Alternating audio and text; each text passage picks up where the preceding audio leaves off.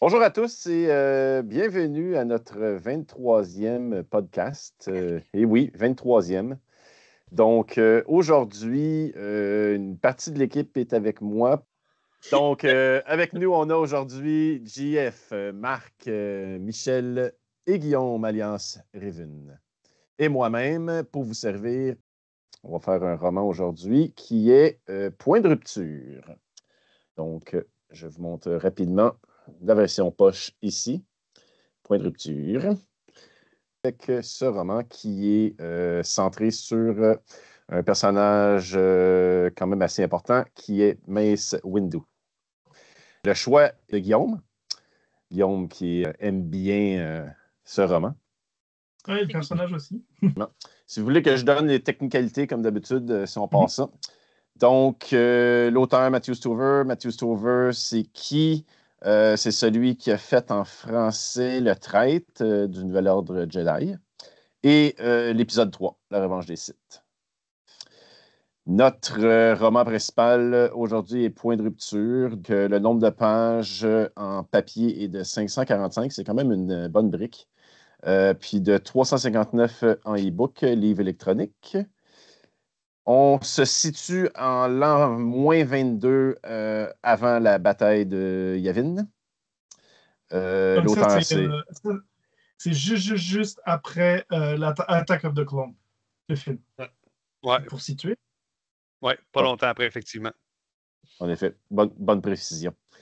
Ça a été traduit, la traduction par Jean-Marc Toussaint. C'est un livre qui est sorti en 2003 par Del Rey au USA, aux États-Unis. Et puis, il est sorti en gros format, Presse de la Cité, en 2004 en France. Puis ensuite, il est sorti en format poche en juillet 2005. Donc, ça fait quand même pas des millions d'années, mais ça fait quand même un petit bout. C'est les particularités de ce livre. Ouais. Puis on peut considérer qu'il est légende parce que il y a des bouts qui correspondent plus avec le canon actuel. On en reparlera sûrement plus tard, surtout à la fin.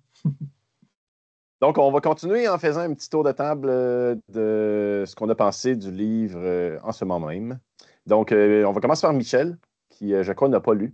Non, moi, je suis là juste pour voir mes garçons préférés, c'est-à-dire vous, les garçons. Je serai pas là longtemps non plus, fait que j'étais juste parce que je savais qu'il y avait le podcast L'enregistrement ce soir, puis c'est ça, j'ai d'autres activités. Ça a l'air que je suis une môme aussi dans mon autre vie. Fait que je l'ai pas lu, mais je voulais voir un petit peu. Fait que vous allez me voir en début de podcast, mais après ça, je vais m'en aller. Faites-vous-en pas, ils m'ont pas kické out, là. C'est juste que je pouvais pas être là ce soir, puis je l'ai pas lu. Donc, je l'écouterai comme vous tous en rediffusion sur la chaîne YouTube ou sur le site, là, sur la page Facebook de Star Wars Littérature Québec. Excellent. Donc, Marc, on va y aller en ordre de télé. Oui, moi, c'est un livre dès le début que j'ai beaucoup aimé. C'est un de mes bons livres, Légende. L'histoire est bonne, basée sur un personnage. Beaucoup de rebondissements qu'on va vous parler dans quelques minutes. Excellent. Guillaume? Comme tu as dit tantôt, le livre a été traduit en français en 2004. C'est pas mal la date où je l'ai acheté puis je l'ai lu. Fait que ça fait presque... ça fait plus de 20 ans, là. C'est plus tout frais en mémoire, mais reste que je me souviens qu'après l'avoir lu, j'avais eu comme un bon feeling. Tu sais, j'avais mis ça dans mon top 10. Je trouvais que le livre était plein d'action, mais aussi il tourne autour d'un personnage que j'aime bien, un personnage intéressant, Mace Windu, mais c'est pas un personnage qui est tant développé en livre nulle part, à part dans ce livre-là. Mais ouais, l'histoire est vraiment intéressante. Il y a plein de petits détails qu'on va parler tout à l'heure qui font en sorte que ça relève la qualité. Bien d'accord. Et toi, Jeff? Ben moi, j'étais un peu biaisé parce qu'effectivement, Mace Windu est dans mon top 3 personnages préférés, que ce soit littérature ou film. Puis comme Guillaume disait, effectivement, on n'a jamais vraiment développé ce personnage-là. Dans ce roman-là, il est très bien développé. D'ailleurs, de mémoire, chaque scène qu'on lit, il est là, Windu. Tout se passe autour de lui dans ce roman-là. Là. C'est pas le personnage principal, c'est comme lui qui voit l'histoire, si on veut. Là. C'est vraiment intéressant.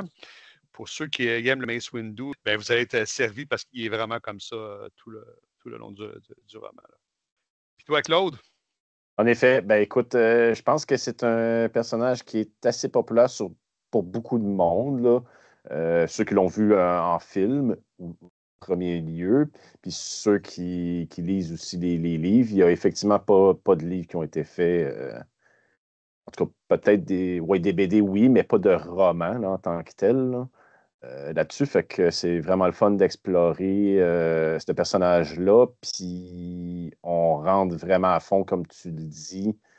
Le niveau psychologique, on le développe énormément dans ce livre-là. Fait qu'il y a un autre livre à mettre sur ma to-read list, c'est ça la patente, hein? Ouais. La pile, mais je pense qu'il y a pas. comme... C'est ça, chaque fois que je Claude, hein? Ils Ils ont fait une réédition, hein, je pense, Claude, Pocket. Ou du moins, il y a une nouvelle page de couverture là, de ce que j'ai vu. Là. Ouais, ça se peut. Ce qui est cool dans ce livre-là, c'est que tu t'en apprends beaucoup sur le background de Mace Windu, non seulement de où il vient, mais aussi qui l'a entraîné, qu'est-ce qu'il fait en tant que Jedi, qu'est-ce qu'il a de particulier, qu'est-ce qui le différencie des autres. C'est des affaires qu'on ne sait pas vraiment dans le film, finalement. Là, fait que ça enrichit le personnage. Là. Ouais, ça enrichit ce que tu vois dans le film, dans l'épisode 3, et au moins l'épisode 3, si ce n'est pas les autres. Mais même l'épisode 2, je te dirais qu'il y a beaucoup de la matière autour. Fait que là, je suis faite, je vais être poignée pour le lire. Moi, t'as dit! Je vous quitte tout de suite, fait que je vous laisse. Fait que bonne soirée si on ne se revoit pas. Pas trop. Bye. Claude, tu veux-tu que j'enchaîne avec le résumé? Oui, vas-y, avec le synopsis du roman. OK. Donc, d'abord, ça paraphrase quelque chose que Mace Windu dit dans l'attaque des clones. Ça dit « Les Jedi ont pour mission de préserver la paix, pas de faire la guerre. » Alors, ça dit « Mace Windu, maître Jedi et membre respecté du Haut Conseil, craint d'avoir précipité les événements qui ont plongé l'univers dans le chaos en épargnant la vie du comte Dooku. Difficile dans de telles conditions de s'opposer aux souhaits du chancelier Palpatine. Ce dernier le charge d'entreprendre un périlleux voyage sur Harun Kal, sa planète d'origine, déchirée par la guérilla, pour y retrouver la trace de Depa, une jeune femme dont le chevalier a jadis assuré la formation et qui semble avoir cédé au côté obscur de la force. Voilà. Excellent, effectivement. On parlait tantôt ensemble, puis sur la version de poche de Fleuve Noir, cette version-ci.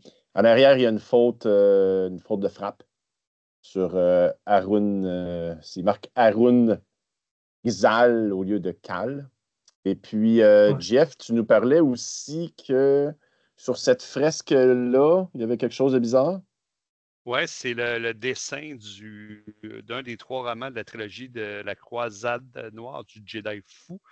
Je crois que c'est le 3e tome, là, parce qu'il me semble que la moitié du dessin qu'on voit de combat à l'épée, c'est quand Luke se bat contre son clone.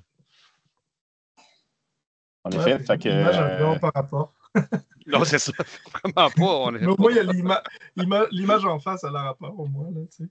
Ouais. Au moins, la page couverture est bonne. Ouais, mais bonne observation, effectivement. Même moi, je ne l'avais pas. Je l'avais pas retenu. Mais en parlant tantôt, tu as effectivement raison. C'est un peu nowhere. Surtout qu'aucun des 3 personnages est né à ce moment-là. Ceux qu'on voit en arrière là, de Léa, Luke et Han Solo. Là. Ouais, c'est ça. Yeah. Je commence avec ça. Dans le fond, le roman commence avec un rêve de Mace qui, je ne sais pas si vous vous souvenez, rêve du moment qu'il était dans l'arène de Geonosis. Puis ça a l'air à vraiment l'avoir marqué quand il y a eu à se battre avec Django. Et puis tout ce qui est arrivé, là, les morts de ses collègues, puis tout le kit. Là. Mace Windu, il rêve souvent. Il rêve souvent à ça parce qu'il se dit qu'il aurait pu mettre fin à la guerre en tuant Dooku. Parce qu'en même temps, dans l'épilogue, ce qu'il explique, c'est là qu'il nous présente ça. je ne sais pas si c'est le bon terme, Windu a comme un pouvoir. Ça s'appelle le point de rupture. C'est que lui, il est capable de voir à quel moment, si tu poses un geste, c'est là que ça va tout changer. De là, point de rupture. Puis, il avait vu ce point de rupture-là, que si il tuait Dooku, ben, c'en était fini la guerre. Fait qu'il s'en veut pour ça, parce que la guerre continue, les morts continuent, puis il avait le pouvoir de tout arrêter au bout de son sabre, puis il n'a pas su le faire. Là.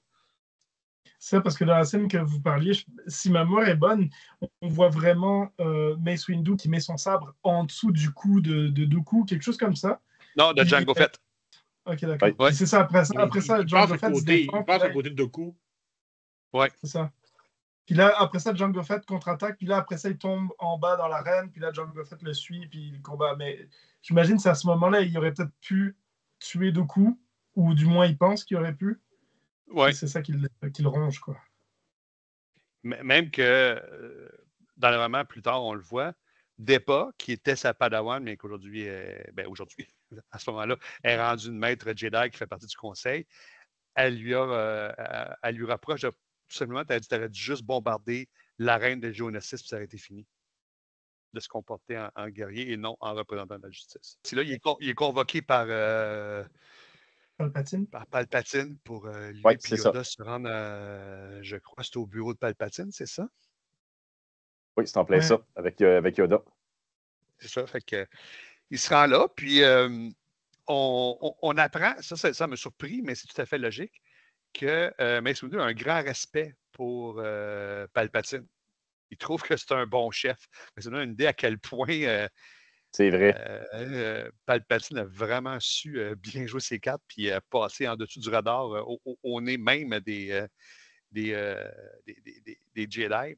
Un moment donné, dans le fond, voyons, ils parlent ensemble, puis même, ils se disent, Yoda puis Mace, ils se disent, coudon, Palpatine, là, s'il y aurait la force, là, ça serait un bon Jedi, tu sais.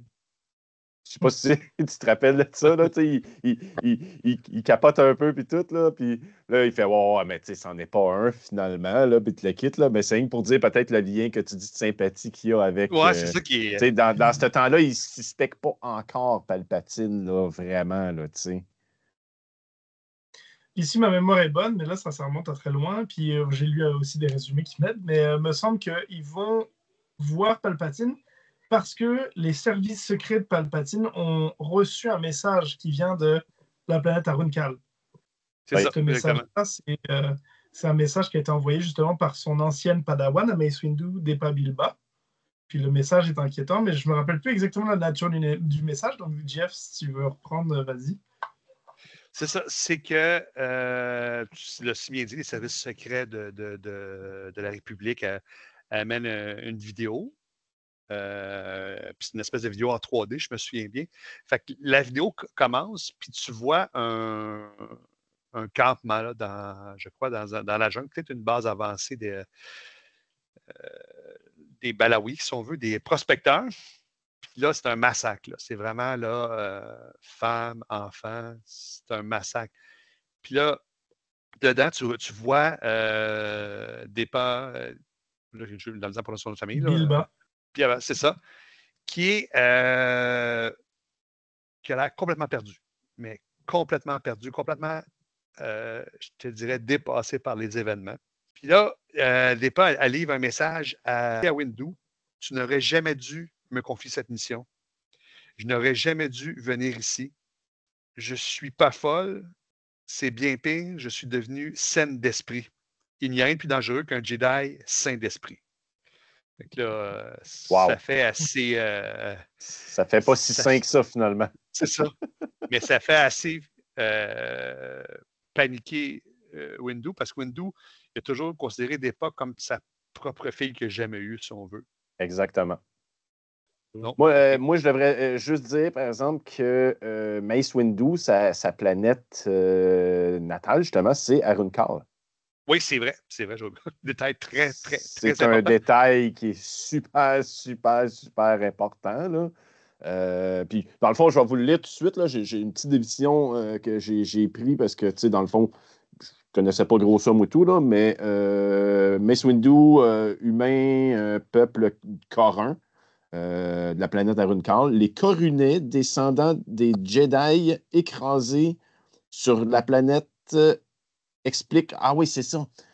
Il y a un vaisseau qui s'est écrasé sur la planète à un moment donné. Puis il y avait les Windu. Il y avait la famille Windu. Et c'est pour ça qu'ils ont une acuité avec la force qui s'est développée. Là. J'imagine que la descendance d'où ils viennent. Fait qu'ils ne viennent pas exactement de cette planète-là, mais à un moment donné, ils se sont écrasés là. Et en passant, C'est ça, exactement. Si vous voulez plus d'informations sur Aruncal, vous pouvez regarder le guide voyage numéro 23, spécialement sur la planète. J'ai dit ça, j'ai dit rien. Non, Marc, tu as raison. Sincèrement, c'est pas parce que notre ami Marc, mais ses chroniques sont excellentes. Sincèrement, là, Vraiment, là. Si jamais vous capotez de toutes les technicalités, les détails infimes, tout le kit, je vous conseille d'aller sur notre page Facebook de Star Wars Littérature Québec. Les chroniques à Marc sont vraiment extrêmement solides. Là, je poursuis. Fait que Windu, ce qu'il faut savoir, c'est qu'il pratique la septième. Ça, c'est important, ce détail-là.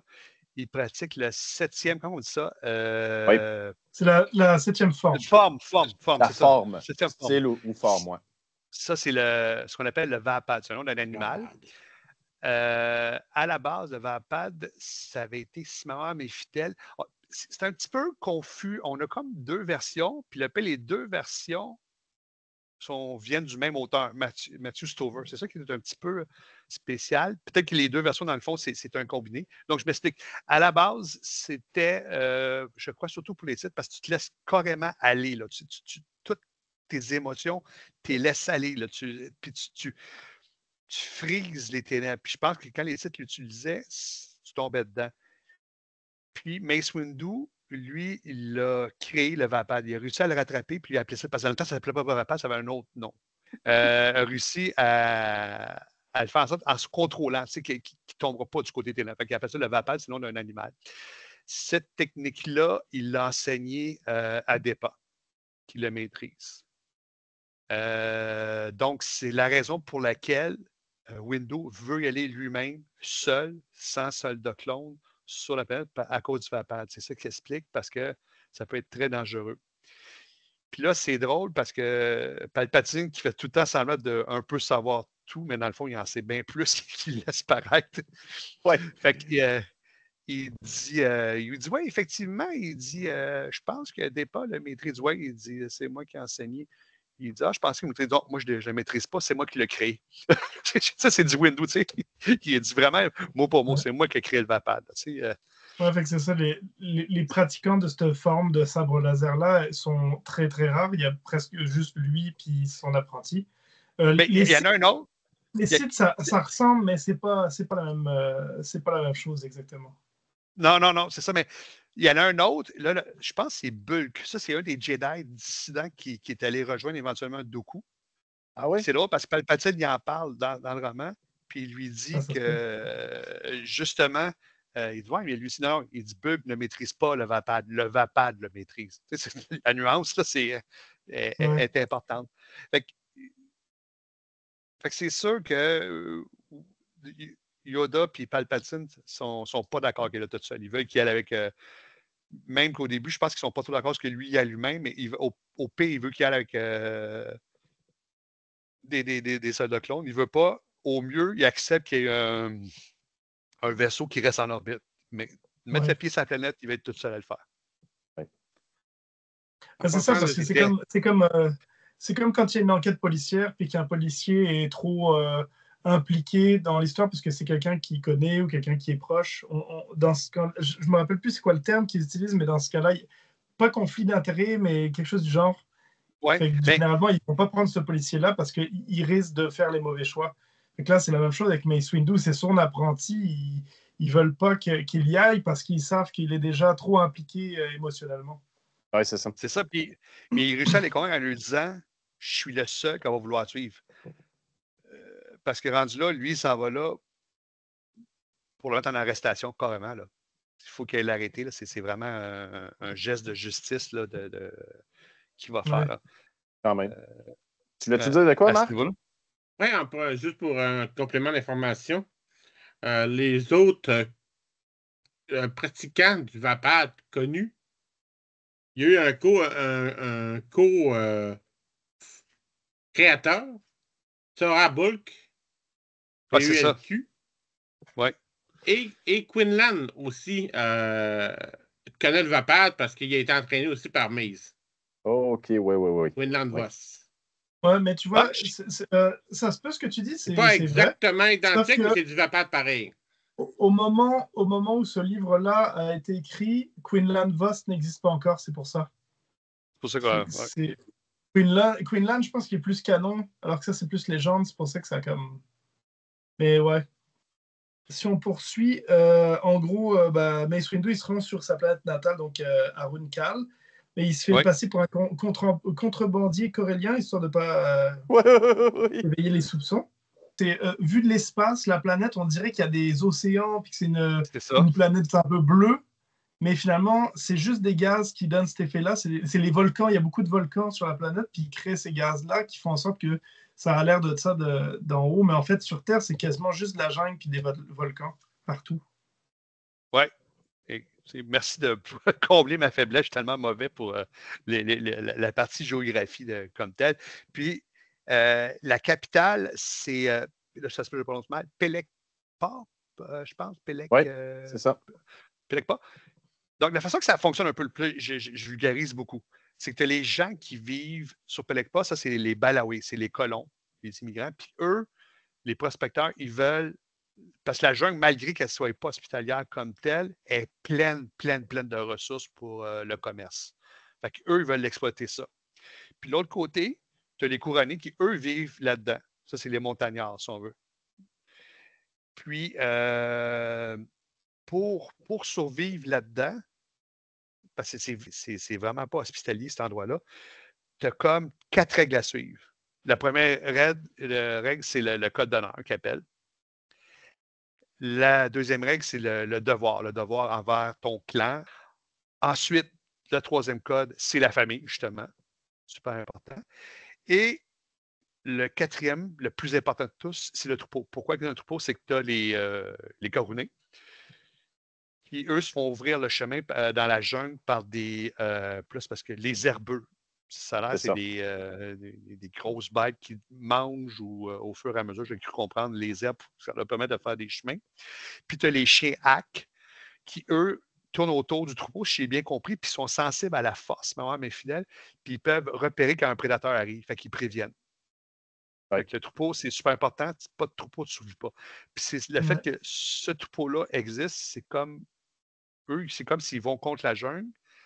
C'est ça qui fait en sorte que les Balawés, ils veulent les éliminer parce qu'en faisant ça, ben, ils piétinent les ressources qu'eux veulent exploiter. Puis là, c'est super important.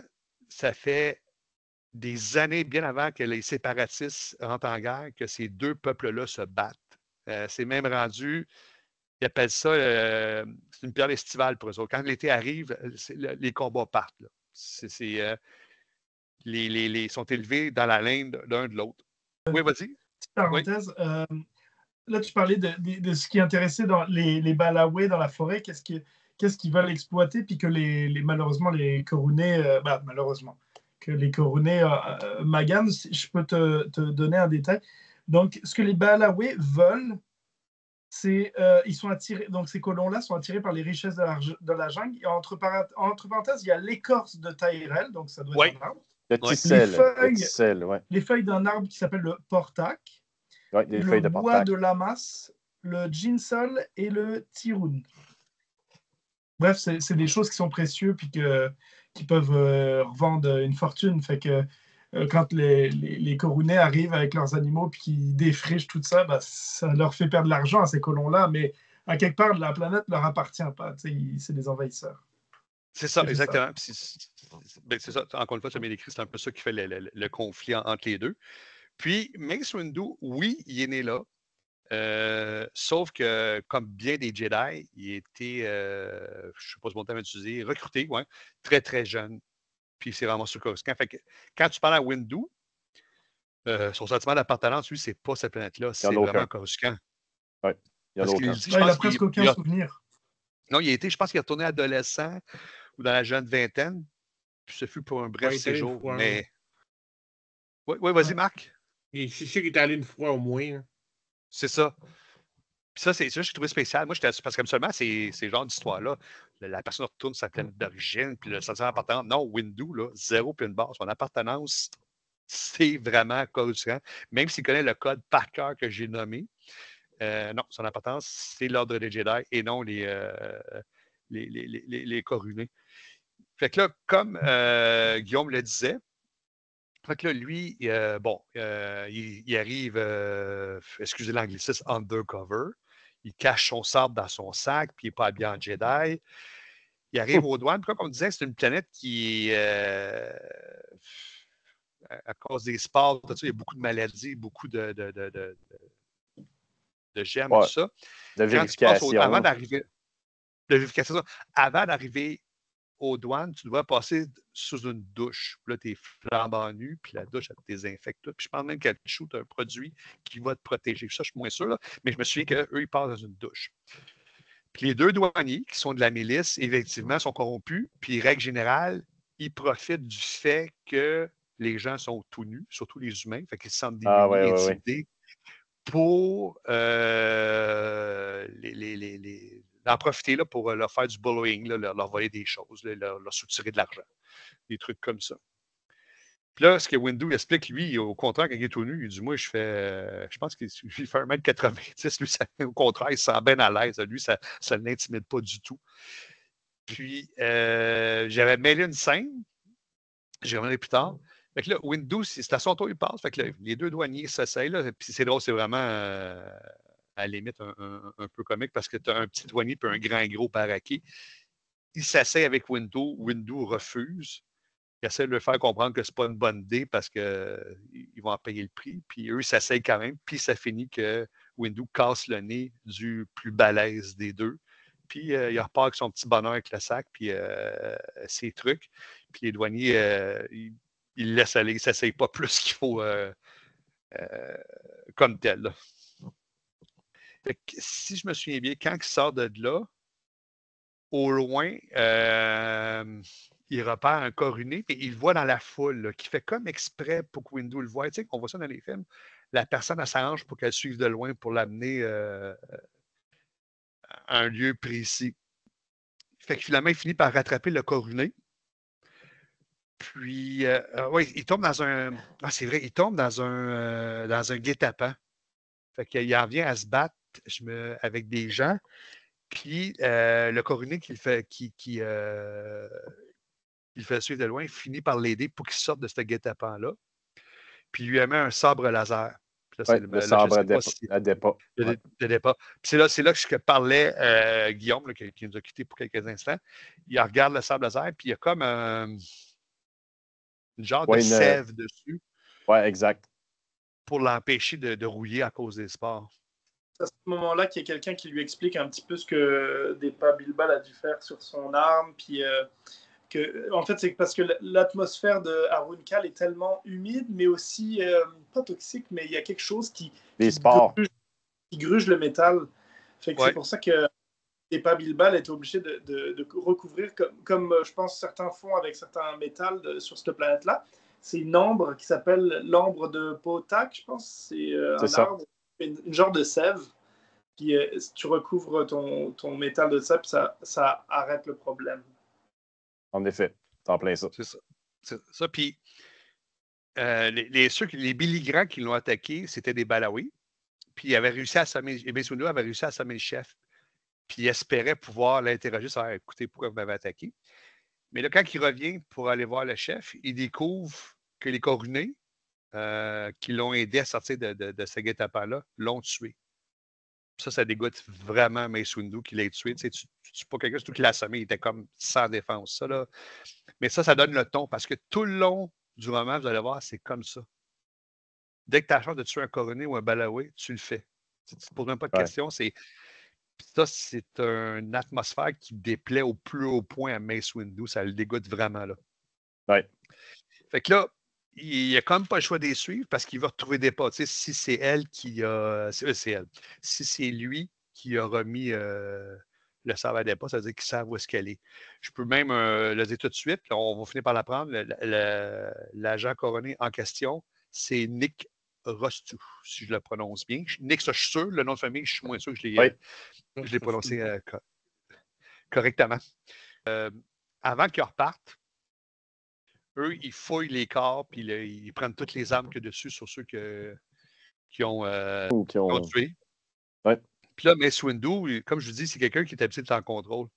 Fait qu'il pogne le bras à Nick Rostou. Puis là, il le squeeze vraiment fort. Là. Nick Rostou, aïe, il a vraiment mal. Fait que là, c'est là que Mace Windu, il n'est pas content. Il dit, vous êtes servi de moi comme pour attirer eux autres. Vous m'avez attiré jusque-là. Sachant que eux, les Balawi, allaient me tomber dessus. Fait que là, il dit... je suis vraiment pas content que vous m'ayez utilisé comme ça. Puis, en même temps, pendant qu'il squeeze le bras, là, il assit son pouvoir. Il explique aux autres que les ordres, c'est lui qui va les donner. C'est comme ça que ça va marcher.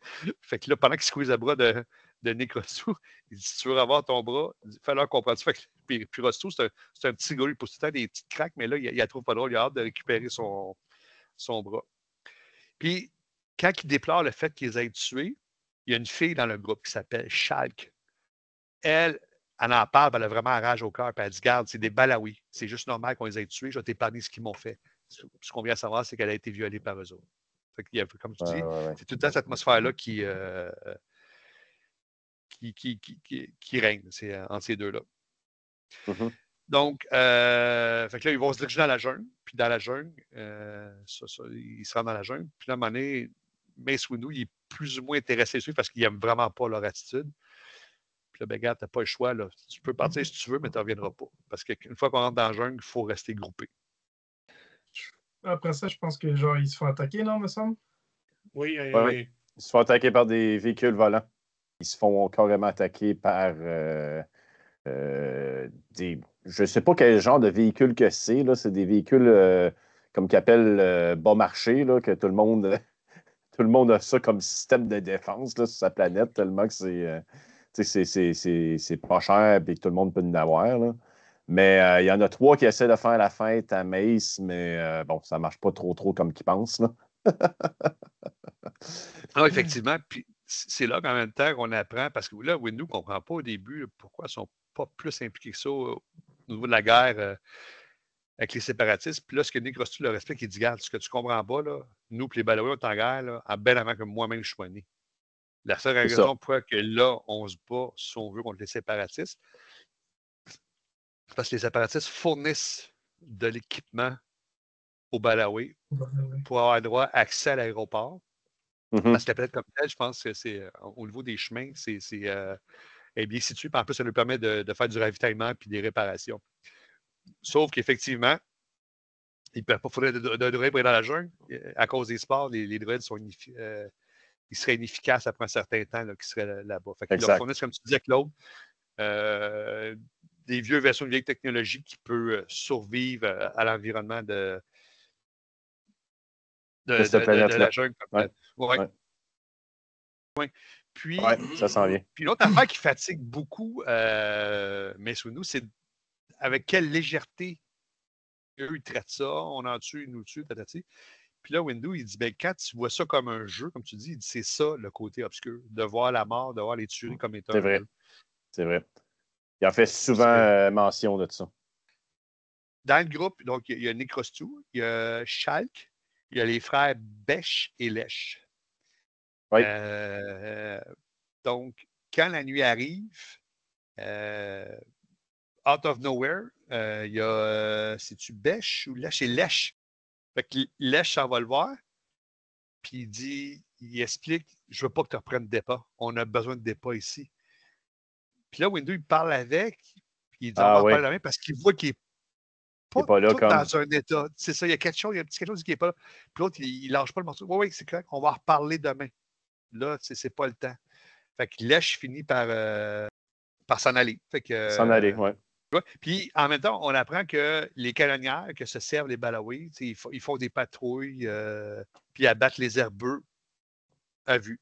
qu'il soit accompagné d'un troupeau ou non, pour justement écœurer un peu là, écœurer puis démunir les Corunés. Après qu'il se soit battu contre les canonnières, fait que là, il voit que Bêche, qui est auprès de Lèche, qui est à terre, puis est en convulsion. Ouais. Puis là, lui, il se demande qu'est-ce qui s'est passé. Fait que là, ce qu'il leur explique, ce qui se fait expliquer par Nick Rostus, il y a une guêpe fiévreuse qui est rentrée, je pense, dans son oreille, puis qui a pondu des larves dans son cerveau. Ouais. Puis là, ben, c'est ça l'affecte. Fait que c'est pour ça que la veille, quand il retourne sa tante la nuit, il n'était pas tout là, c'était ça. Puis là, lui, il est condamné. Là, il est en phase, si on veut, terminale de ce qui lui arrive. Donc, ce qu'il apprend aussi, Necrostou dit à Windu, Shelk puis Bêche aussi sont infectés, mais ils ne sont pas au même stade que. Ouais. Ils sont contaminés. Ouais. Fait qu'ils sont condamnés éventuellement à la même affaire. À la même affaire. Je pense qu'après ça, Mace Windu, il essaie de convaincre Nick d'aller chercher des secours. Puis il met justement Chark, puis en tout cas, ceux qui sont contaminés, il les met en, comment tu dis, en animation suspendue pour pouvoir... Ouais, le temps que Nick aille chercher de l'aide, même si pour Lèche, c'est déjà trop tard, puis ils sont obligés comme de l'abattre. Ben, c'est ça, c'est que ce qu'il apprend, là, je pense que c'est la première fois qu'on parle de Car Vastar, qui est comme un peu le chef des guériots couronnés. Il aurait le pouvoir de guérir les deux. Mais ce que Nick Rostou explique à Mace Windu, on n'aura pas le temps de se rendre. Fait que Mace Windu, comme tu viens de dire, Guillaume, s'il est en stase, en repos. Ouais, en stase, ouais, c'est ça. Puis que lui, Nick Rostou, sachant où est-ce qu'est Car Vastar, tu vas aller le chercher, ramène-les. Moi, je vais rester ici dans un bunker, un bunker des Balaway pour les protéger, puis tu ramèneras Car Vastar ici pour qu'il vienne les guérir. Ouais, donc, vrai. Pendant que Nick Rostou part à la recherche de Car Vastar, Windu, sur le campement, il retrouve 5 enfants ou ados. C'est un mélange des deux. Là. Ils sont vraiment pas vieux. Ouais. Il entend des cris d'enfants dans la nuit, mais Windu, fait qu'il va voir c'est quoi, je pense. Oui, c'est ça. Fait qu'il va voir c'est quoi. Fait que là, il va prêter main forte aux enfants. Au début, ils ne sont pas trop sûrs s'il faut le suivre parce qu'ils se méfient. Ouais, parce qu'il ressemble à un Coruné. Ouais. C'est ça. Fait qu'ils finissent par se laisser aider, fait qu'il est sauve. Puis là, au début, les enfants, ça c'est drôle, ils trippent dessus. Ils pensent que c'est un chasseur de primes, puis eux, ils trippent ses chasseurs de primes, puis le meilleur chasseur de primes de toute la Terre, c'est Jango Fett. Fait que, même, je pense qu'à un moment donné, ils pensent que c'est lui, mais je ne suis pas sûr. Ouais, c'est ça. Mais ils pensent que c'est un chasseur de primes, puis là, il dit « Ouais, mais c'est plus Jango Fett, il a été tué par un salopard de Jedi. » Fait que ça donnait déjà une idée de ce que eux, les Balaway, pensaient des Jedi. Puis il me semble qu'un des enfants disait non, c'est impossible, Jango Fett est trop fort, Jedi, il sera prêt à le tuer. Donc c'est ça. Là, les enfants qu'il a sauvés, donc c'est des Balaway, donc c'est comme c'est des enfants des colons. Ils fuient les combats de leurs parents contre les Corunés. Mais Mace Windu, lui, il protégeait les deux qui étaient en stase, qui sont des Corunés. Fait qu'il a des enfants Balaway, puis des Corunés, ce sont... Ouais, c'est le même bunker. Puis là, pendant la nuit, si je me souviens bien, la famille, le groupe à qui les enfants étaient, se pointe. Fait que là, de loin, Windu, genre, il ouvre la porte, puis là, il parle. Là, fait que là, lui, avant de laisser les enfants, fait que là, il demande aux plus vieux, parle-leur, fais-leur signe que tu es avec moi, puis que vous êtes les 5 vivants, puis que ça va bien. Fait que là, il y en a un dans le groupe des Balaway. Comment on dit ça? Balaway, tu disais, Guillaume? Balaway. Ouais, que lui, il est choqué. Il veut s'en prendre à Windu. Il ne sait pas encore c'est qui Windu. Il ne sait même pas ce qu'on a, non, mais lui, il veut l'attaquer tout simplement. Puis il y en a un autre qui dit attends, il y a nos enfants, mais il les a quand même protégés. On peut négocier de parler avec. Fait que là, ils finissent par parler, négocier. Puis là, cette personne-là explique à Mace Windu il faut que tu nous laisses entrer. C'est la nuit, là. Si les coronaires Arthontis ici, on est mort. Il faut se protéger dans le bunker. Il dit, la jungle va nous tuer. Fait que là, Mace Windu, lui, il sait que Car Vestar s'en vient. Fait qu'il ne peut pas le garder là. S'il les garde là, Vestar va les tuer. Fait qu'il essaie de le faire comprendre. Non, non, je vous donne les enfants. Partez. Poussez-vous. Vous ne pouvez pas rester ici. Ah, mais on a des malades, des blessés. Non, vous ne pouvez pas. Puis là, il s'astine là-dessus. C'est à ce moment-là Guillaume. que les Corunais, ils arrivent, puis ils profitent de la nuit, puis du fait qu'ils sont plus nombreux, puis ils les encerclent, puis ils les capturent tous, quoi, dans le fond. Oui, c'est ça. Ils n'ont pas eu le temps de suivre le conseil de Mace Windu, mais vu qu'ils s'ostinaient, de toute façon, ils ont perdu le temps qui leur restait. C'est ça. Puis là, il s'en allait avoir un massacre. Puis Windu, il essaie de convaincre Car Vestar de ne pas les tuer, d'en faire des prisonniers. Attends, t'as oublié de quelque chose, c'est que pendant qu'il y a ce combat-là avec les Corunais qui arrivent puis qui encerclent les Balawés, il y a le plus vieux des enfants qui s'appelle Terrell Nake. Oui. Ouais, c'est ça, Nake. Pendant qu'il y a ce conflit-là, il en profite, il rentre dans le bunker puis il poignarde les deux Corunais que Mace Windu protégeait, qui étaient en stase. Il en profite pour les tuer pendant ce temps-là parce qu'il les haït parce que c'est l'autre tribu, là, tu sais. C'est ça. C'est une mauvaise surprise, mais bon. Là, quand Car Vestar voit ça, ben, il tue Terrell. C'est un enfant, mais un adolescent. Il le tue. Puis là, Mace Windu, il est vraiment choqué. Ah ouais, là, il est choqué. Là. Il dit oui. Probablement, Windu, à la base, il est là. Mais oui, non, je l'ai protégé. Il a profité du fait qu'il était en stase pour aller poignarder. Là, juste ça le déstabilise complètement. Tu sais. Puis, je vous fais une parenthèse. Là, Windu est en train de réaliser que la jungle, là, est plus tough que lui. Parce qu'on le sait, Windu, c'est un dur à cuire. Là. Puis là, il est en train de réaliser ce qui se passe ici. Là, c'est plus tough que moi. Puis tu lis le roman, puis tu sens qu'il est carrément dépassé par les événements. Là. Surtout quand déjà, il commence à l'aide avec tout le restant du roman. Là, le jeune de 4... En plus, il ne revient pas. C'est un jeune, il a 14 ans, puis il a pensé à tuer ou à essayer de tuer en les poignardant parce qu'il ne les a pas tués, il les a poignardés. Il ne revient pas. Puis là, l'autre, Car Vestar, il arrive parce que lui, Vestar, il est extrêmement puissant dans la force, mais lui, il se bat avec 2 boucliers que sur les bras, puis il le tue avec un bouclier. Là, il tue le gamin comme si c'était genre... Comme si c'était un animal. Là, même pas, un numéro, genre, un animal. Aucun regret, conscience, rien. Là. Mais c'est là que Mace, il commence à se rendre compte qu'il s'est impliqué dans quelque chose, une guerre ou quelque chose qu'il croyait petit, mais finalement, c'est quelque chose de plus gros. Vraiment plus gros.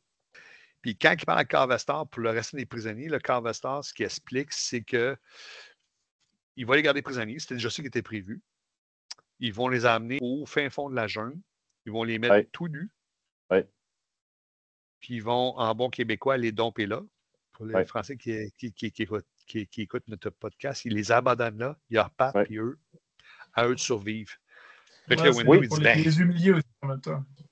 Oui, mais c'est pas rien que ça. C'est que dans le fond, Car, au début, lui, il s'est fait faire ça. Oui. Comme initiation. Puis il est resté comme 1 an ou 2 très sauvage de kit. Fait que maintenant, c'est comme sa façon. Puis en même temps, il se lave les mains un peu en disant c'est pas nous autres qui les a tués. S'ils crèvent, regarde, c'est la jungle qui a décidé, un peu comme la religion. Oui, il appelle ça la justice de la jungle. Fait que, oui, il y a une possibilité, mais il faut que tu sois très, très fort pour réussir ça. Ouais. Puis là aussi, ce qu'il apprend pendant qu'ils sont là, qu'ils sont installés là, pendant qu'ils se déplacent, c'est qu'il y a tout le temps les canonnières, des balawés qui se promènent puis qui bombardent au hasard pendant la nuit.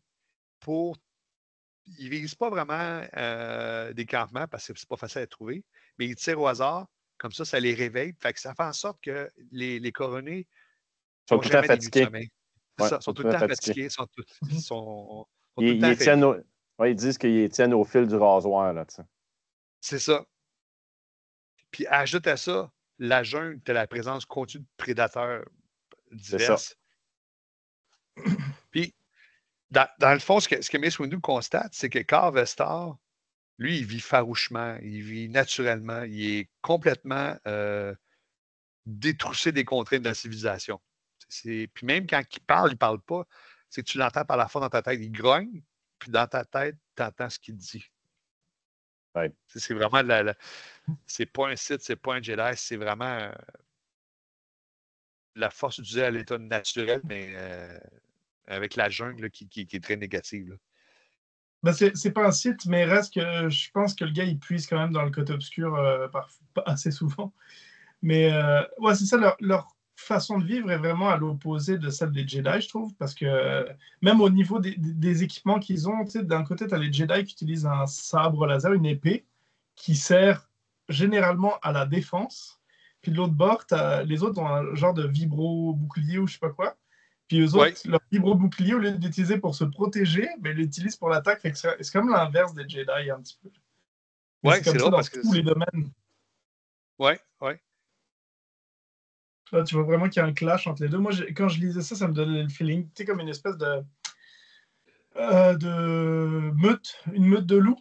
Puis t'as l'alpha, puis l'oméga, qui sont tout le temps en train de... Ben, ça, c'est Mace Windu puis Carvastor, qui sont toujours en train de se prendre le bec sur un sujet, ou physiquement.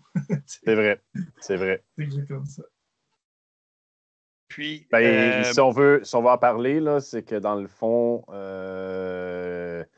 voyons, Carp et Windu, ils se rendent compte que c'est la même famille. Oui, ils sont de très, très lointains. Très lointains, là, mais tu sais, c'est comme... ça s'en rejoint, là. Ils sont dans la famille des Windu. Oui, du clan Windu, là. Mais non, c'est ça. Puis ils sont les derniers qui restent du clan Windu. Puis, je sais pas pour vous autres, mais moi, quand je lisais le livre, c'est plus fort que moi. J'avais l'impression que c'était comme quasiment comme un pays d'Afrique. Puis, tu sais, avec Balaoué, truc, ça me faisait penser comme, tu sais, peut-être, comme les Tutsis, puis les Hutus. Puis, je m'imaginais les personnages noirs de peau. Je sais pas si je suis le seul à m'imaginer ça, mais vu que Windu venait de là, on aurait dit que c'était comme une espèce d'Afrique. C'est le Rwanda, ça, c'est le Rwanda. Ouais, c'est ça, c'est spécial. Ben, d'accord. mais c'est ça, tu es en droit de penser ça, on a le droit de penser ça, parce que comme tu dis, à la base, Windu a la peau noire. Là. Fait que c'est ça. Ouais, ça ressemble un peu à ça, effectivement. Les chefs de guerre. Oui, c'est vrai, les chefs de guerre, les guérillas, parce que les coronés, quand ils tuent les Balaoués, c'est tout le temps des attaques de guérillas. Ils prennent par surprise, ils tuent ce qu'ils ont tué, puis ils repartent. C'est jamais frontal là, comme tel. C'est tout le temps par surprise, si on veut. Puis ils n'ont pas bien le choix, ils sont affaiblis comme avec tout ce qui se passe dans la jungle. Là. C'est ça. Puis, je me souviens pas si c'est en rêve qu'il voit ça ou si c'est en guillemets réel, mais je pense que c'est en rêve. Dépa, ce qu'elle dit à Mace Windu, c'est que Carl Vestar essaie de gagner la guerre. Elle dit, toi, ce que je te reproche, c'est que tu te comportes comme un représentant de la justice au lieu d'un général. Là, Mace Windu, ce qui explique dans ses rêves, tout ça, mais on a un code d'éthique, c'est ça qui fait la civilisation. Puis là, je vais citer ce qu'elle lui répond. Elle lui répond, rassemble 1 million de cadavres et va leur expliquer que notre éthique a plus de valeur que leur vie. Ouais. Parce qu'elle fait tout le temps le lien, elle, Dépa, avec la reine de Geonosis, que s'il aurait crissé une bombe carrément dans la reine, OK, on aurait pété Anakin puis Obi-Wan, puis sûrement bien d'autres mondes aussi, mais au moins, on aurait stoppé une guerre. C'est ça. Ouais, mais encore une fois, je comprends son point de vue, mais encore une fois, elle oublie ce qu'elle a appris dans le Conseil Jedi, parce que quand tu es un Jedi, tu apprends que toute personne, tout être vivant, tout le monde est relié à la force. Et que quand quelqu'un meurt, ben, il retourne à la force. Et que si elle aurait resté attachée à ces enseignements-là, elle aurait compris que, regarde, on finit tous par vivre, par mourir, mais au final, on meurt pas vraiment, il y a quelque chose après. La preuve, c'est que même Qui-Gon Jinn, il arrive à revenir en fantôme après. Tu comprends? Oui. C'est comme, elle a perdu le point de vue des Jedi. Là, avec ça. Tu vois qu'elle est vraiment investie dans le côté obscur aussi. Là, oui, aussi. Ça. Puis je vous confirme, c'est en rêve. Parce que le matin, Windu prend la décision, il dit à Carl Vestar, il dit, moi, je ne bouge plus d'ici. C'est pas moi qui va la Dépa, c'est elle qui va venir à elle. Fait que si elle veut me voir, qu'elle vienne me voir. C'est vrai. Fait que là, il dit, moi, je reste ici, puis toi, tu vas chercher la tente. Fait que là, Carl Vestar n'est pas d'accord par tout. Il dit non. Il dit, elle m'a donné une mission, il faut que je t'apporte à elle. Puis, il veut rien faire. Non, Il dit, moi, si tu veux me rencontrer, tu viens à moi. On ne me convoque pas. Windu qui a manqué là, avec ses règles. Puis là, pendant que Carl Weathers, je ne sais pas si Carl Weathers est parti, je sais qu'il est plus proche de Windu. Puis là, Windu, il retourne voir les prisonniers parce que Windu avait dit au Balaway, ne vous battez pas, laissez-vous faire prisonnier, je vais m'assurer que vous soyez bien traités. Puis là, les Balaway ont appris qu'ils vont être livrés à la justice de la jungle. Fait que là, ça ne marche plus bien. Fait que Windu, il retourne voir les Balaway puis leur dit, je vais m'occuper de vous autres, faites-moi confiance, je suis un Jedi, puis il explique c'est quoi un Jedi, que c'est ça son rôle. Fait que, il y en a qui font confiance, d'autres plus ou moins pas vraiment. Là. Fait que Necrostu, pendant que Vastar n'est pas là, il part avec les prisonniers pour les sauver. Puis là, finalement, ils finissent par retrouver sur leur chemin Car Vastar. Car Vastar, même qui les attend. Il savait qu'elle allait prendre tel chemin. Oui. Il les attend. Mace le sent. C'est ça. Mais il les attend pas pour les attaquer. Il les attend pour amener Depa. Fait que c'est pour ça que je te dis, elle ne va pas encore rencontrer Depa. Ça s'en venait là. Hey, écoute, faut que je le note parce que je l'ai noté. La première fois qu'il voit Depa, c'est à la page 199 de 359. On est quasiment à moitié du livre et plus. Ouais. Ah oui, c'est vrai, ça prend un méchant bout avant qu'elle la voie, là. Puis quand il la voit, là, elle a changé. Là. Dans la description, ils disent qu'elle a l'air... son corps est amaigri, ravagé. Ouais. Puis en plus, son état d'esprit est désormais éloigné de l'idéal Jedi. Elle ne doit pas paraître aussi fraîche que quand elle a quitté l'ordre Jedi, mettons. Pas son top. Sûr, non, c'est ça. La jungle l'a transformé. L'a transformé. Fait que là, Depa, elle reproche encore à Mace Windu, mais là, sauf que tantôt, c'est en rêve. Là, c'est de visu, là, ils se voient, ils se parlent. Fait qu'elle reproche encore de ne pas comprendre la situation. Puis Windu réussit à la convaincre de le suivre, qu'il faut qu'elle le suive. Elle a toujours de l'affection pour Mace Windu, fait qu'elle veut lui dire, genre, va-t'en, d'une, parce que son regard que lui il pose sur elle, c'est comme un regard un peu accusateur qui lui rappelle à elle, genre, ses devoirs de Jedi. Mais en plus de ça, elle sait que Car Vastar est en tabarouette, si on peut dire, à cause qu'il l'a fait libérer. Puis en plus, ça fait un moment que les deux, ils n'arrêtent pas de s'accrocher, qu'il y a un manque de respect, que selon Car Vastar, Mace Windu n'est pas respectueux, alors que c'est lui le Lord Pelec. Il lui doit le respect, selon lui. Tout. Fait que non seulement il a... comment on dit, donc un manque flagrant de soumission de la part de Mace, un manque de respect. Et en plus, la goutte d'eau qui fait déborder le vase, ben là, il vient de libérer les prisonniers, puis Car Vastar ne voulait pas. Fait que, en gros, Depa, elle demande à Mace de s'en aller aussi pour pas qu'il se fasse buter par Lord Pelec ou par Car Vastar. Ça, puis ce que tu as dit au début de ton intervention, c'est tellement important. C'est que chaque fois qu'elle le voit, elle sent, on ne sait pas si c'est le cas, mais elle, c'est ce qu'elle ressent. C'est un regard accusateur des valeurs Jedi qui la regardent. Oui. Puis, entre-temps, on apprend aussi que la fameuse vidéo du début du massacre, c'était une mise en scène. Il n'y a même pas eu de massacre. Même que les enfants qu'on voit morts ne sont pas morts, c'est des enfants qui appartiennent au coroner. C'était juste une mise en scène pour attirer Windu, là. Puis dans le fond, ce qu'on apprend, c'est que Depa le fait venir là pour lui dire qu'elle ne repartait pas avec, qu'elle ne revenait plus, qu'elle restait ici. C'était ça pour la raison pour la série. Fait que là, donc là, pour partir, là, c'est du pur Mace Windu qui provoque, comme tu dis, mort alpha contre mort alpha. Là, ça joue au coq, comme diraient nos parents, les deux. Fait qu'il le provoque vraiment, t'es pas assez fort pour moi. Puis là, la seule raison, tu te caches à la Depa pour pas te battre contre. Vraiment, il s'arrange pour que Car Vastar se batte contre lui. Mais ils vont faire le combat sans armes. Donc, Car Vastar n'aura pas ses boucliers. Puis, Mace Windu n'aura pas ses sabres laser. Il n'y a pas de sabre. Ouais. C'est ça. Mais ça n'empêchera pas d'utiliser il peut quand même utiliser le vapeur même s'il n'y a pas ses sabres laser. Sauf, comme je disais tantôt, il hésite un peu sur le pad parce qu'il commence à être tard le soir. Tu sais, tout le temps, l'effet des ténèbres qui est là. Mais là, dans ce fight-là, il me semble que Mace Windu, il se fait blesser. Ah, écoute, c'est un méchant fight de fou, sérieux, là. Ouais. Ça, c'est vraiment à lire. Là. Oui, puis non. Puis, tu sais, vraiment, tantôt, tu penses c'est Vastar là, tantôt, tu penses c'est Windu. Ça se promène d'un bord puis de l'autre. Puis finalement, c'est Vastar qui gagne le combat. C'est Vastar qui gagne, ouais. Mace Windu en sort très, très amoché. Parce que dès le début du combat, ça, il n'a pas prévu ça, Mace Windu, Vastar saute dessus, puis comme une bête, il mord. Ouais, il arrache une partie du cou.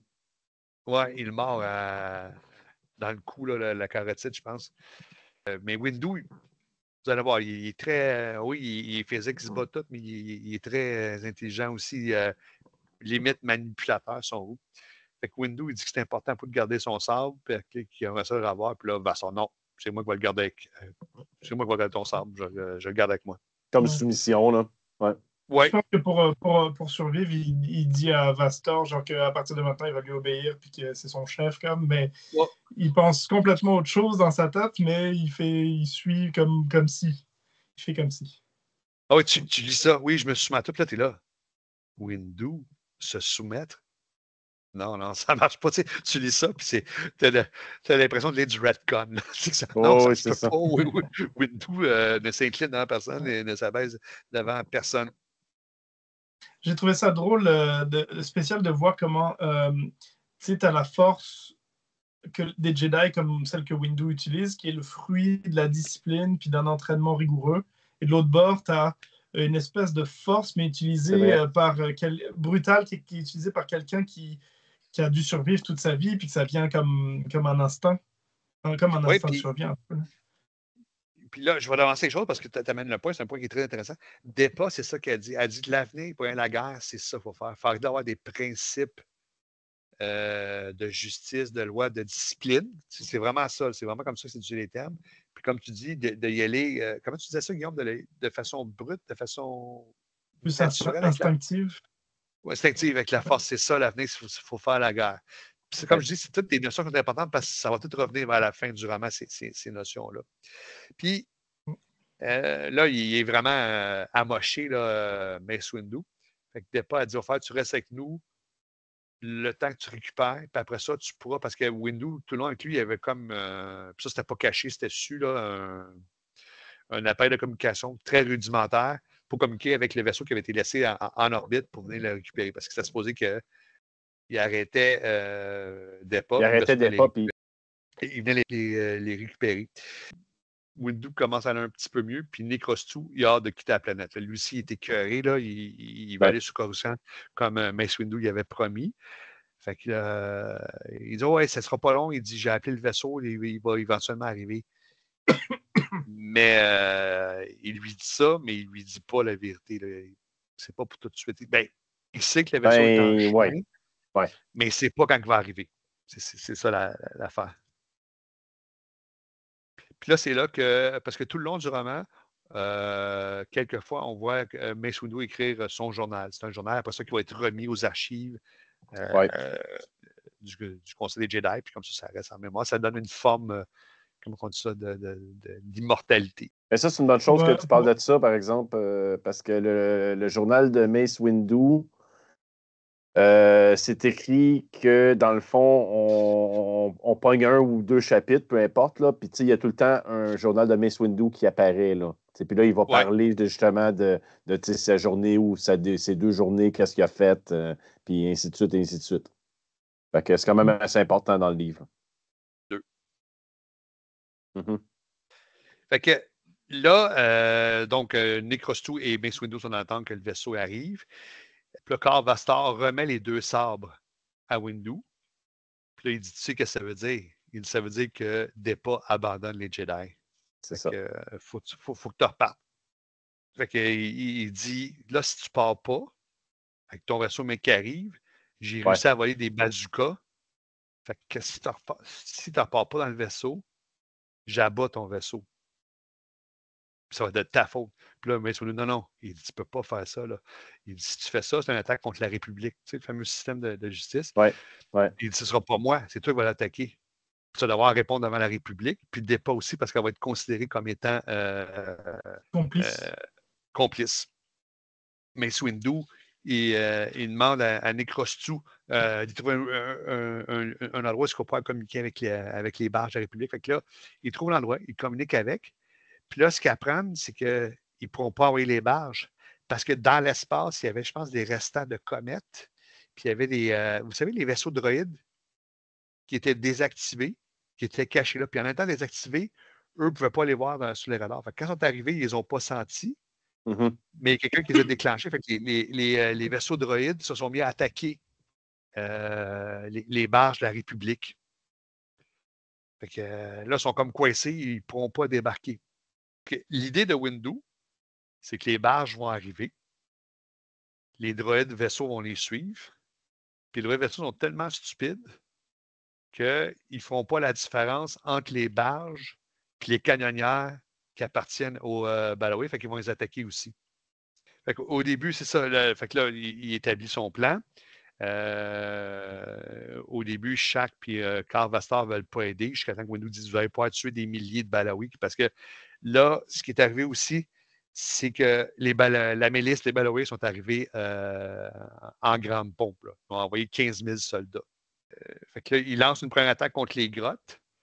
Fait que là, les cornus répliquent en envoyant les herbeux. Les herbeux sont immenses, puis quand ils sont affolés, ils paniquent et attaquent partout à gauche et à droite. Fait que les répliqués, ils envoient les chiens hack les aider. Fait que là, ça, vraiment, ça débalance toute l'attaque de la milice. Fait que l'attaque se poursuit comme ça. Fait que c'est comme ça me fait penser un peu à l'attaque dans l'épisode 1, là, les Gungans qui attaquent avec une technologie vieillotte, les droïdes. Là, ça ressemble un peu à ça, sauf que ce n'est pas des droïdes qui attaquent. Puis, fait que l'attaque est balancée. Puis là, il y a des canonnières, 3 canonnières qui embarquent dans l'attaque. Puis là, j'avais trouvé ça un petit peu tiré par les cheveux. Windu, il se fait catapulter par un herbeux. Il prend contrôle d'une canonnière, il arrive sur le top, brise la vitre. Il rentre, il pèse sur le bouton, il éjecte, les 2 pilotes sont éjectés. Ouais. Puis ceux qui se servaient des canons, il les attache. Là, il prend le contrôle de la canonnière. Ils sont chercher Depa, Karl Vestar, Shaq, puis Necrostu.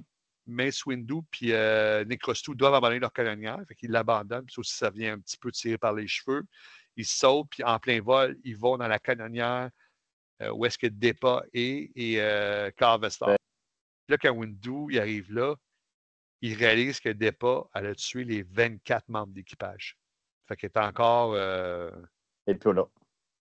Elle est pas là. Elle est encore dans le côté obscur, là, si on veut. Là. Ouais, ça fait brainwasher par. Ah oui, ça, solide. Là, l'Opec, la jungle, tout le fait sombrer. Là. Donc, c'est ça. Fait que là, ils partent avec la canonnière, puis ils s'en vont vers Pelekba. Puis là, ils se font passer pour de la milice, puis qu'ils ont besoin d'atterrir immédiatement. Sinon, nos passagers vont mourir. Fait que là, ça fait en sorte que tous ceux qui sont à l'aéroport, dans le tour de contrôle, toute l'attention est là. Ce qui fait en sorte que les 10 autres barges de la République, eux, ils cheminent dans les gaz, puis vu que personne ne les check, ils arrivent à rentrer dans la ville. Puis là, ils débarquent à l'aéroport. Encore, je tourne des coins très, très ronds. Les clones prennent le contrôle de l'aéroport, de la base. Mais il y a tout le temps un petit quelque chose qui arrive. C'est que là, eux, ils arrivent sur place. Puis l'idée de Mace Windu, c'était qu'une fois rentrés à l'aéroport, tout ce qu'ils ont à faire, on sait que les droïdes sont tous dirigés par un genre d'ordinateur, là.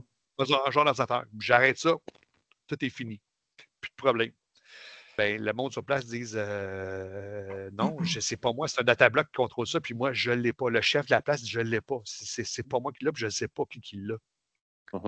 Quand Windu a quitté pour aller au bureau de la ministère de la Justice, Karl Vestar et Depa sont restés là, à cette base-là, à ce bunker-là, avec les clones. Puis avant de partir, Windu a averti l'officier des clones, Depa est en état d'arrestation, a été démis de ses fonctions. Tu n'as aucune ordre à recevoir d'elle, ni de Vastar, ni de ses hommes. Fait que là, il dit, si ça brasse, il dit, j'ai la permission de les tuer. Puis là, tu vois Windu Edit, il dit oui. Si tu n'as pas le choix, tu peux les tuer. Ouais. Fait que là, les droïdes étaient retournés dans l'espace après qu'ils aient attaqué la milice dans la jungle. Fait que là, les Skyhoppers, c'est des vaisseaux. Ils passent dans la ville. Qu'est-ce que là pour effet? Les vaisseaux droïdes qui sont dans l'espace, ils reviennent. Puis là, ils bombardent tout. Ils bombardent, là, ils sont stupides, ils ne font pas de différence. Fait qu'ils bombardent la ville. Là, Windu, il est découragé. Fait que là, il réalise que c'est Depa et Carvestar qui ont fait lancer les vaisseaux, sachant que ça allait attirer les droïdes, puis bombarder la ville pour tuer les Balawi. Fait que Windu, il dit à Necrostu, bon, ben c'est beau, on va aller se rendre à 4 tonnes, c'est la seule affaire qu'il nous reste à faire. Fait que ça va rencontrer Gatpon. Fait que là, Gatpon, il explique, il dit, regarde, je sais que ton idée, tu dis que tu veux qu'on prenne le datablock, puis qu'on arrête les droïdes, qui arrêtent de bombarder partout. Et des brouilleurs, je ne suis pas capable de l'arrêter. Je l'ai le datablock, mais je ne suis pas capable de l'arrêter parce que les brouilleurs m'empêchent. Depa et Vastar, ils ont activé des brouilleurs, je ne suis pas capable de les arrêter. Il dit, j'ai juste cette idée-là, mais je ne suis pas capable. Fait que là, il retourne au bunker. Fait que là, ils savent que Vastar et Depa sont enfermés dedans. Fait qu'ils finissent par réussir à rentrer dans le bunker, mais juste Windu puis Gatpon. Puis là, ils trouvent des clones tués, de la milice. Ils ont tué tout le monde. Windu finit par trouver Depa, mais Depa, elle l'attaque. Ouais. Puis Windu, il n'y a pas beaucoup de sommeil. Il y a plusieurs équipements, plusieurs blessures. Fait qu'il n'est pas top shape pour se battre avec, puis il ne veut pas se battre avec. Almagan. Oui, même quand il passe. Pour moi, cette passe-là, ça a été écrit par du monde de canon, parce qu'il passe un sabre à travers le corps, puis il ne meurt pas. Exact. Bon, il ne fallait pas que je dise ça. Fait qu'elle attaque, elle le transperce, puis il tombe sur le dos, il est affaibli. Il dit, je pourrais me relever, mais il n'y a plus de jus, il n'y a plus d'énergie. Fait que juste au moment qu'elle vient pour le tuer avec son sabre, Necrostu arrive de nulle part, puis il tire sur le sabre. Fait qu'elle perd le sabre, puis je pense qu'elle s'effondre. Puis là, Necrostu, il regarde Windu, puis je l'avais dit que c'était moi le meilleur tireur de la gang. C'est vrai. Fait que, donc là, Depa est neutralisé. Et ensuite, non, c'est ça, pendant le combat, tout ce qu'il fait, lui, c'est éviter les coups. Puis pendant le combat, elle transperce en deux une console, c'était le brouilleur. C'est vrai. Le brouilleur est arrêté, Gatpon, il pogne son datablock, puis finit les droïdes. Il a réussi à les. À tout stopper. Tout stopper. Fait que là, il y a Vastar qui arrive pour se battre contre Windu. Mais Windu, il n'y a plus de jus. Il est vraiment magané. Il est magané. Windu, il est magané. Il est magané, après. Pas à peu près. Fait que là, c'est ça. Fait que là, il se dit, on va se battre. Fait que l'autre, il veut se battre encore comme dans le jeu. Il dit, on va se battre à la Jedi. Fait que Windu, je crois qu'il sort son sabre, mais il dit qu'avec son sabre, les boucliers sont tellement forts, je ne risquerais même pas à les égratigner. Fait que pendant ce temps-là, Vastar, il sort ses boucliers, puis il a l'habitude de les cogner comme ça, un contre l'autre, et non par-dessus vraiment un contre l'autre. Puis les autres soldats Hack qui s'étaient battus avec Necrostu, eux aussi avaient des boucliers. Puis il y en a une couple qui sont morts, puis avec le cadavre avec les boucliers à terre. Fait que là, Vastar charge Mace Windu, puis Windu aurait pu parer l'attaque. Parer l'attaque, c'est-à-dire que tu te sers du corps, puis tu le déplaces vers ailleurs. Mais tout ce qu'il fait, il l'évite. Fait qu'en l'évitant, il passe tout droit, puis son dos est exposé. Fait que Windu, il sert de la force, puis il prend des boucliers des soldats Hack à terre, puis il lance de toutes ses forces dans le dos de Carvestar. Mais Carvestar est tellement rapide, il se retourne de côté, puis il claque ses boucliers comme ça. Donc, les boucliers, au lieu d'être un par-dessus l'autre, sont comme ça. Ce qui a pour effet, le bouclier arrive tellement rapidement, fait que vu qu'ils sont comme ça, le bouclier est capable de passer au travers. C'est comme une fente entre les deux. S'il avait été comme ça, il n'aurait pas pu. Fait en passant au travers, ça coupe les poignets de Carvestar, puis ça arrive dans son abdomen. Fait que là, Windu aurait pu la tuer, l'achever, mais il décide que non. Il dit, tu vas répondre à la justice, parce que moi, je suis un représentant de la justice. Fait que la guerre se termine un peu comme ça. Carvestar, il a été arrêté. puis il était accusé de crime contre la civilisation, un crime qui n'avait pas été mis en accusation depuis 4000 ans, la guerre des Sith. Ouais.